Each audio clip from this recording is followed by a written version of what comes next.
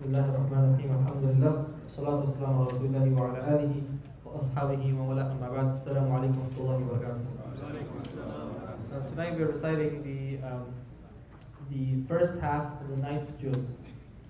And the surah that we're reading, that we started yesterday and continuing on today, is Surah Al-A'raf, the 7th surah of the Quran.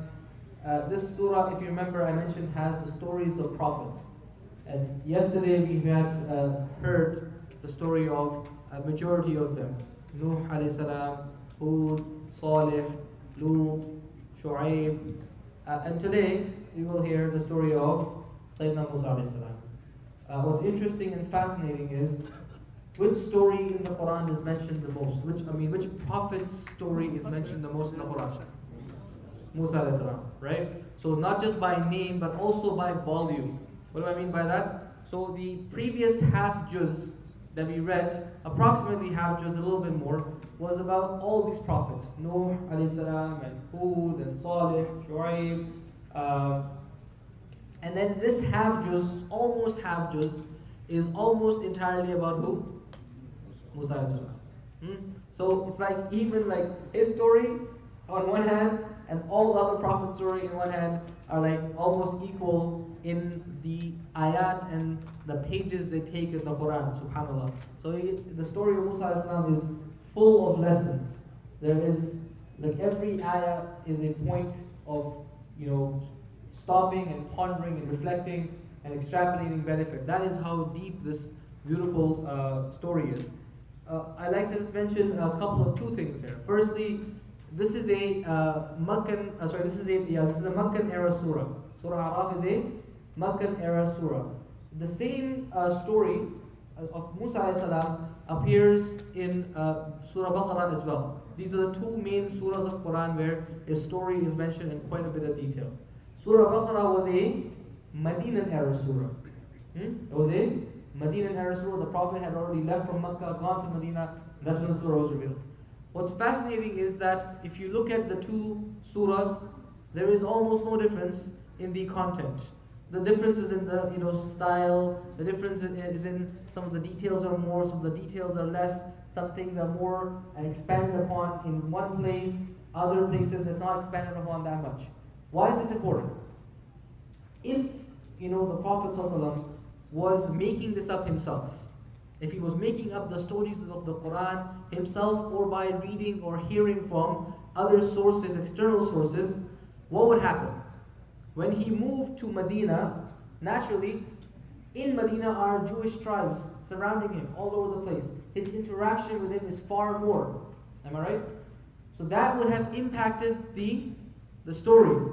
The details would have changed. Perhaps the narrative would have changed. This is what happens when people move from places to places. The impact of society and the people that they're around changes the way they think, changes the way they speak.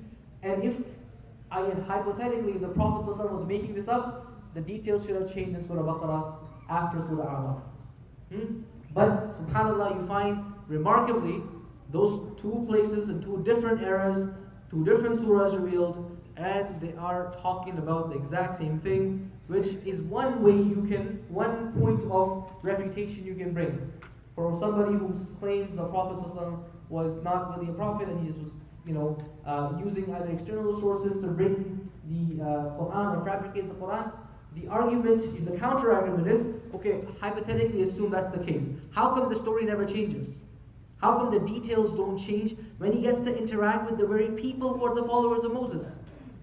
That should have happened, right? That's the logical way of things to happen, but it didn't happen at all. So that's a very interesting one point to refute somebody who is bringing this up. The other thing that I'd like to point out is from the story of Musa alayhi salam, of course, it begins by talking about initially Musa alayhi salam going to Fir'aun, saying that I am a prophet of Allah and I'm bringing these clear signs to you. فَأَرْسِلْ مَعِيَ بَنِي إِسْرَائِيل, let Bani Israel go.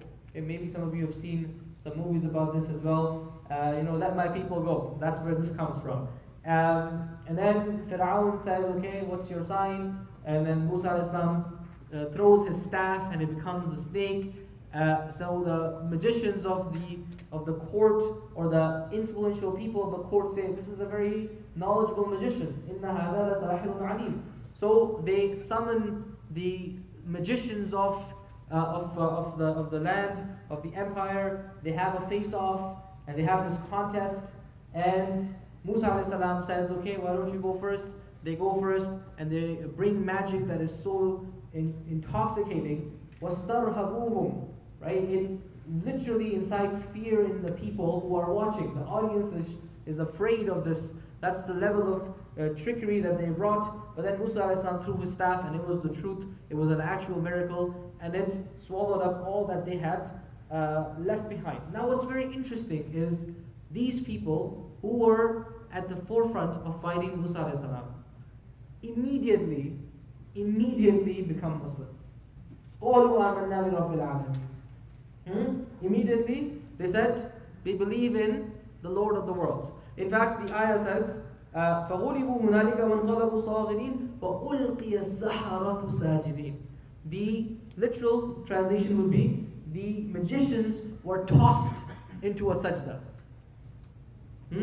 Subhanallah. They were like, they couldn't hold themselves. They fell into a sajda, like just completely submissively to Allah subhanahu wa ta'ala. Because they right away knew, this is no magician. This is who? This is the Prophet of Allah. Right away, they recognized it, and it's as if their legs couldn't hold them. They just fell into sajda. And they immediately accepted Islam, and this was a big slap in the face of Fir'aun, because his own people, his team, turned around and joined the team of Musa alayhi salam.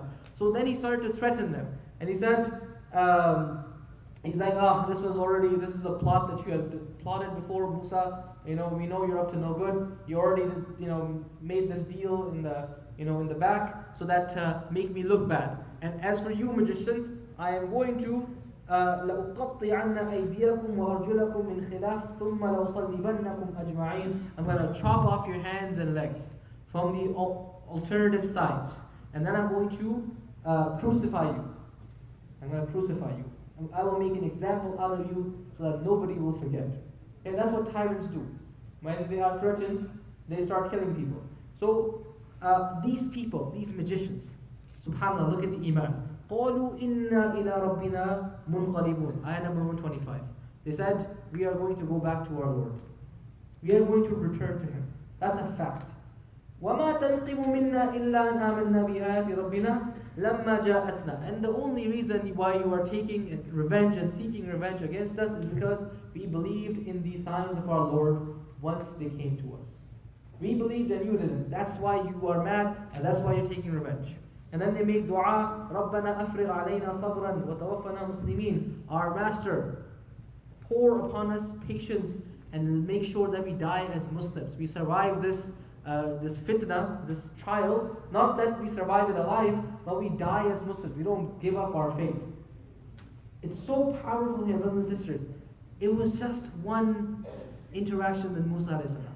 That's all it took, and these people became such devoted believers that they were like, you know what, you could take our lives.